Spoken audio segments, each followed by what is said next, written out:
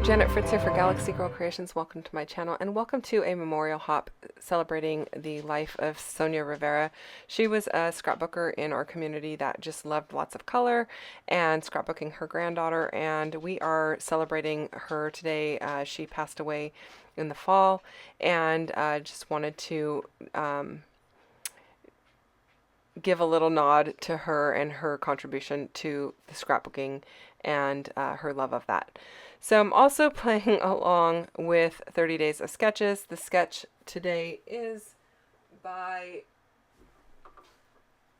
Sarah Christensen, and I'm not sure if she's got social media or not. If I can find it, I will link it down below. And I'm also playing along with the paw hop. One of the things that we were asked to do in honor of Sonia was to scrapbook one of our favorite things. So I am scrapbooking my dog. It is also a paw hop thing to scrapbook one of your pets. But I am scrapbooking one of my favorite moments with her. In the photos, she is eyeballing my popcorn. So my husband makes me popcorn quite frequently, and he eats popcorn, but not as much as I do. And he makes it on the stove, old school way, in a pot with some oil and the popcorn. And he's really good at it, and it always comes out great. And she loves it too. So she loves it to the point where we now make her her own bowl, which her bowl is small, very small compared to like something that I would eat, like the bowl in the photo. Hers is the smallest out of that set, and hers doesn't get any butter or salt or anything like that because that's not really good for dogs. I'm not sure that they're supposed to eat a ton of popcorn. We don't have it every night, and in reality, she probably gets 7 or 8 kernels, maybe a dozen kernels. Because I throw it to her, she goes and jumps and gets it, and then she comes back and waits for the next one. But she loves it. And in fact, if you watched my video earlier this week, or maybe it was last week, there was a point in the video where she was being very noisy because she heard my husband popping popcorn in the kitchen, and she was wanting to go in and join him, but I was actually in here voicing a video and couldn't open the door for her right at the time that he started it. He didn't realize I was voicing a video, or he wouldn't have been popping the popcorn at the same time because she goes nuts. Yeah. So that is what I am documenting, just her love of popcorn and how much joy it brings her, and the fact that she's just like a little kid. She loves it, and she as soon as she hears it, she's like, there's popcorn popping. I need some, I need some, I need some. And she's very patient. You can see her looking at me in the photos, and she's looking at the popcorn and looking at me. She's very patient, and she doesn't get very wordy about it. When I say wordy, that means she's not howling or yelling at me about it. She just waits very quietly and patiently until I throw her one. And she never knows when she's going to get it, but when I toss it to her, she snaps her head up and chomps her teeth down, and they make a little snapping noise, and she just loves it. So that's what I'm documenting today, one of my favorite moments, and I hope you enjoy this. I don't normally cut my photos into shapes other than squares and rectangles, very rarely a circle, but because these are photos that, there's nothing in the background that is of any interest, and there's not like scenery or anything like that, I really wanted to focus on her and the popcorn bowl.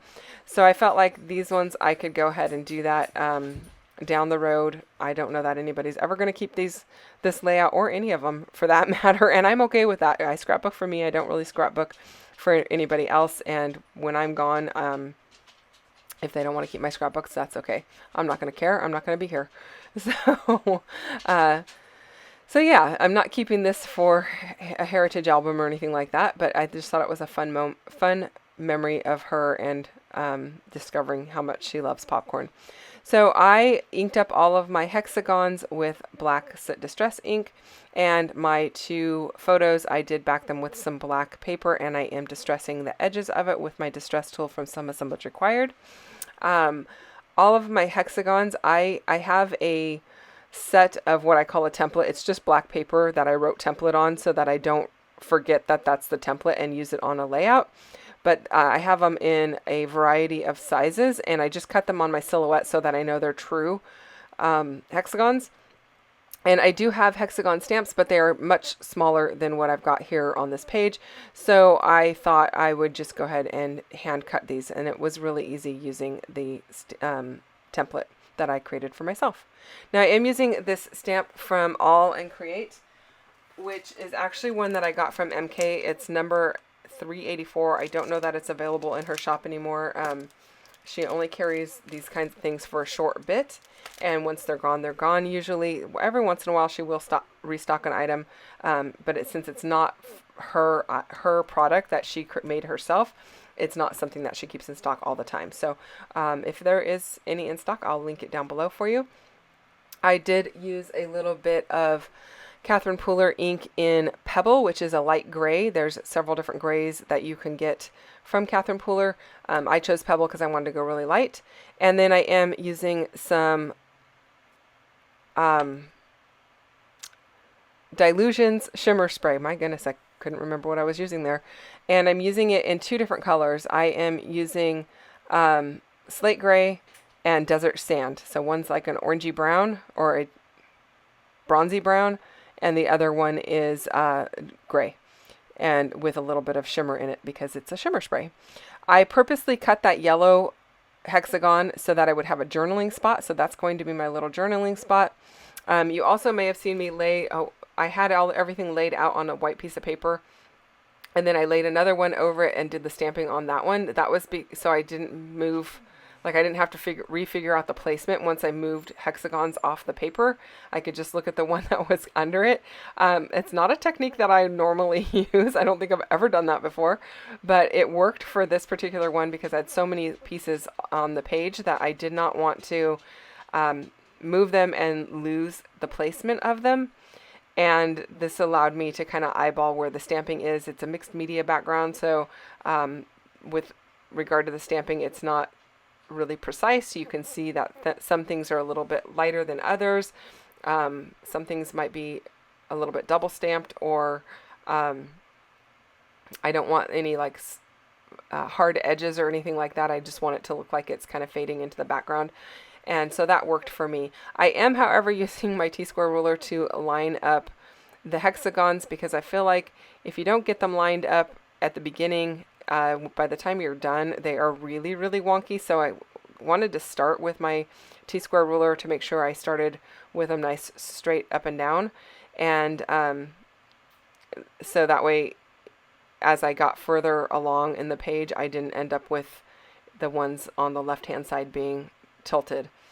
So hopefully that makes a little bit of sense as well.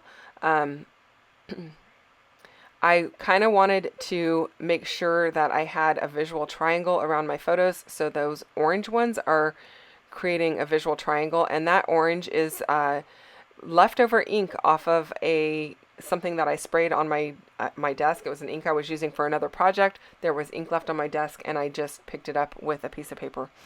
And so I'm using that, and that goes really well with the popcorny butter theme, even though butter is yellow, but you know, when it's all condensed in a package, it kind of has that orangey, especially popcorn butter. We don't use popcorn butter. We just use regular stick butter. But yeah, when you go to the movie theaters, it's definitely more of that orangey color. Now I'm trimming a little bit off all the way around the outer edge.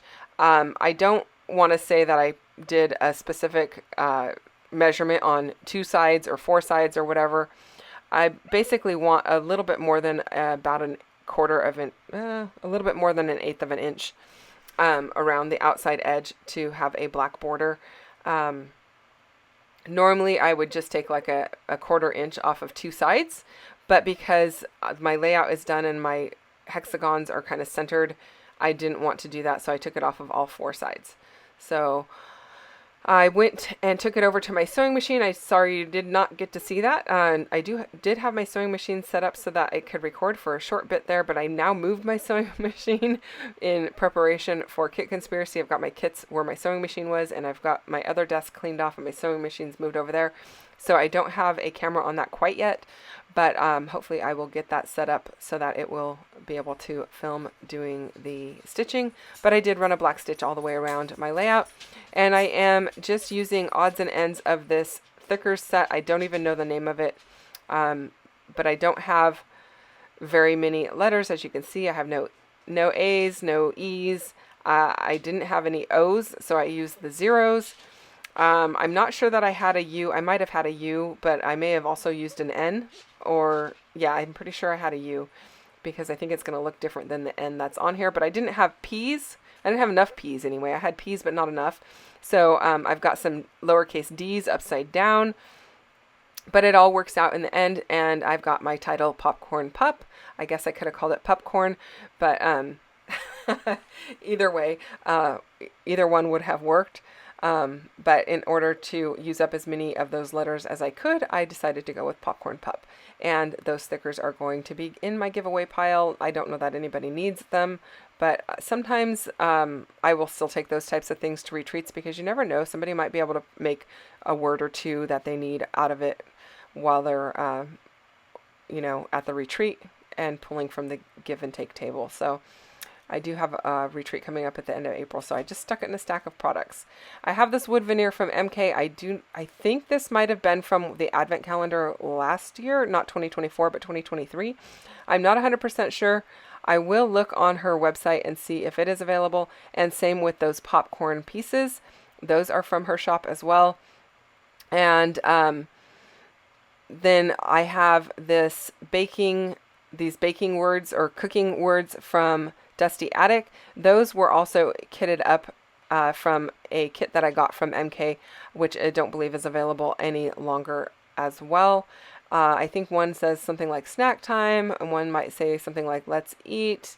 You'll see them in the close-ups, but I decided to just very gently rub some Blackjack Catherine Pooler ink over the top. Any black probably would have worked. That was the one I happened to grab, just to make them nice and black, to play off of the black around the photos and the black on the title. And then I am having them overlap those orange hexagons, because that's my visual triangle, and leaving as much space as possible on the yellow hexagon so that I can do a little bit of journaling. I don't have a ton that I need to write, but I do want to make a note of the story, so of what why I am documenting this. I pulled out a couple of labels, so I have a nice little grounding spot for this cluster that is going at the very bottom of the layout. And I can do maybe the date at the bottom there, or possibly in that yellow one off of the side to the yellow journaling spot. I'm not really sure at the point while I am creating the layout, but I might have the journaling in the close-ups. I'm not 100% sure, actually. I don't remember if I photographed before or after I did journaling, so my apologies that my memory is so bad. But when you create as many layouts as I do, I don't always remember what I did a week ago or maybe a week and a half ago. So here's the popcorn pieces. I'm going to scatter those around as well. I love them. I think they're super cute and they're going to play really well. I really liked that movie theater one because it has the bucket of popcorn in it. And that is typically when my husband will make popcorn for me, is when we're sitting down to watch a movie or a TV show that we like to watch together. And so I thought that was very fitting for that. That little admit ticket was from a really old paper pad from, I want to say it was from either DCWV or Michaels. I know I bought it at Michaels, but I don't remember which one it was because it's at least 10 years old. It was a very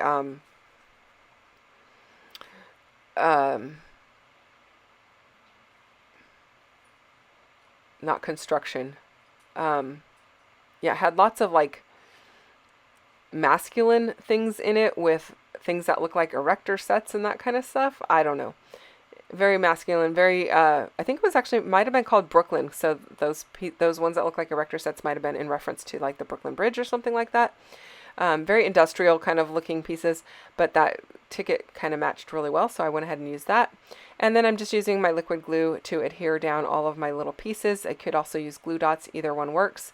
And that is it, you guys. Thank you so much for watching. I hope you enjoyed this one. Don't forget, there are a bunch of hops going on today. Most importantly, go and check out the memorial hop for Sonia Rivera. And there are links down below for the paw hop and for 30 days of sketches as well. So don't forget to check that out. Thanks for watching. I'll see you soon. Bye-bye.